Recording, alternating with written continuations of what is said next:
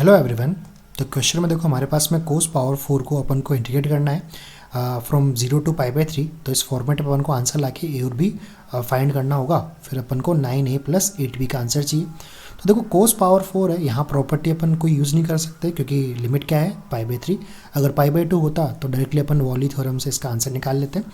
But cos power 4 है, जब भी कोस पावर 4 या साइन पावर 4 आता है देखो इसके लिए 2x फॉर्मूला यूज़ किया जाता है।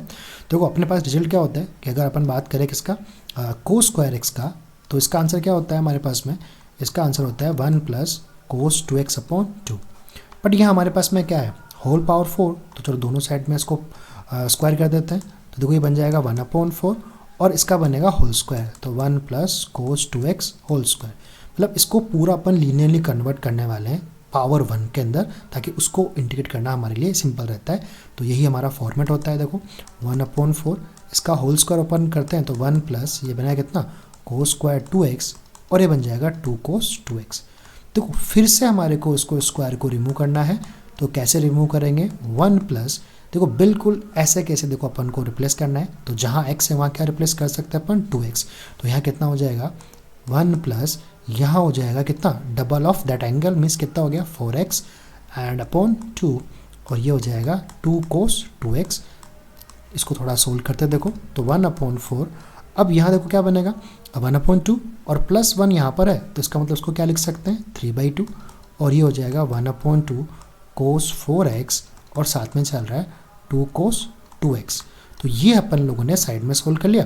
अब बस इसको अपन को इंटीग्रेट करना है, तो चलो कर लेते हैं। तो अब देखो मैं डायरेक्ट लिख रहा हूँ यहाँ पर, इसी फंक्शन का अपन को क्या करना है इंटीग्रेशन। तो देखो 1 अपॉन 4 को तो पहले अपन बाहर लिख देते हैं ताकि जो इंटीग्रेशन है केवल अपन को वही लिखना पड़ेगा। तो देखो इसको अपन यहाँ इंटीग्रेट कर रहे हैं तो फिर लिमिट भी सोल्व करेंगे। तो देखो सबसे पहले 3/2 है, 3/2 क्या है कांस्टेंट, तो कांस्टेंट का कितना हो जाता है x साथ में रहेगा। फिर देखो 1/2 यहाँ पर है, फिर जब अपन कोस को इंटीग्रेट करते हैं तो कितना बनेगा साइन 4x। बट जो कोफिशिएंट है उससे क्या करना होता है डिवाइड करना होता है, तो 4 नीचे आ जाएगा। फिर यहाँ देखो रहा 2, फिर किसका करेंगे कोस 2x का, तो बन जाएगा साइन 2x। फिर जो भी कोफिशिएंट है उससे डिवाइड कर देते हैं, तो ये बन गया इसका इंटीग्रेशन। अब इसका लिमिट क्या है 0 टू पाई बाई 3। चलो लिमिट अब सोल्व कर लेते हैं इसके अंदर। तो बन गया कितना 1 अपॉन 4, देखो ये रहेगा 3/2। अब अपन को क्या करना है लिमिट, तो अपर माइनस लोअर मीन्स कितना आएगा पाई बाई 3 माइनस 0, मतलब यहाँ क्या लिख सकता हूँ पाई बाई 3। ये बन जाएगा प्लस के 1 अपॉन 8 और ये बन जाएगा कितना साइन, देखो पहले क्या पुट करेंगे पाई बाई 3, तो देखो क्या बन रहा है साइन 4 पाई बाई 3। अब साइन 4 पाई बाई 3 को सोल्व करना है तो उसको क्या लिख सकते हैं पाई प्लस पाई बाई 3। अब पाई प्लस थीटा क्या होता है माइनस साइन थीटा, क्योंकि ये कौन से क्वाड्रेंट में चला गया थर्ड क्वाड्रेंट के अंदर, तो इसका मतलब क्या हो गया -√/3 इसका आंसर हो जाएगा।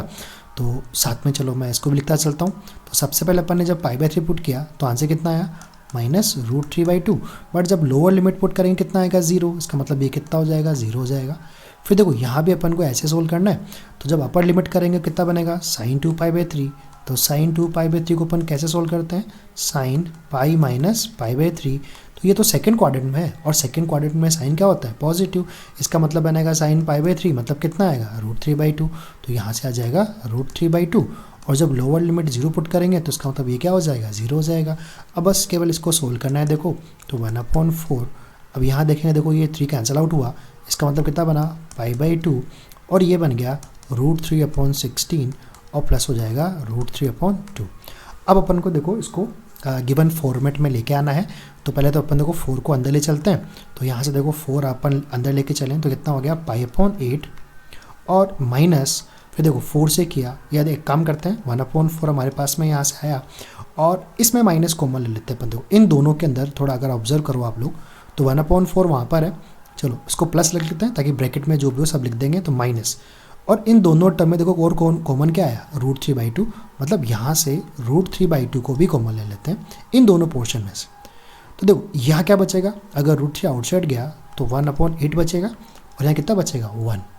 ठीक है, तो ये बन गया कितना पाई/8 और ये बन जाएगा √3/8 और जब इसको सोल्व करते हैं 1 माइनस 1 अपॉन 8, इसका मतलब कितना बनेगा 7 अपॉन 8। तो यहाँ आ जाएगा कितना 7 अपॉन 8 और यहाँ से देखो अपन को थोड़ा कंपेयर करना है तो ये बना कितना पाई/8 प्लस 7√3/64। अब अगर अपन ऑब्जर्व करें यहाँ से तो देखो ए का जो वैल्यू है वो क्या है, पाई का कोफिशिएंट, मीन्स ए कितना हो जाएगा हमारे पास में 1/8। और जो बी है वो क्या, किसका कोफिशिएंट है, √3 का, मतलब कितना हो गया 7/64। जब अपन यहाँ पे पुट करते हैं तो 9a, तो 9a मीन्स कितना हो गया 9/8। इसको सोल्व कर रहा हूँ तो ये बना 9/8 और ये बनेगा 8b। 8b मीन्स कितना हो गया 7/64। तो देखो कितनी बार जाएगा ये 8 टाइम्स, तो 9/8 प्लस 7/8 मतलब 16/8 मीन्स आंसर कितना हो जाएगा 2। तो ऑप्शन नंबर 1 ही इसका आंसर होगा।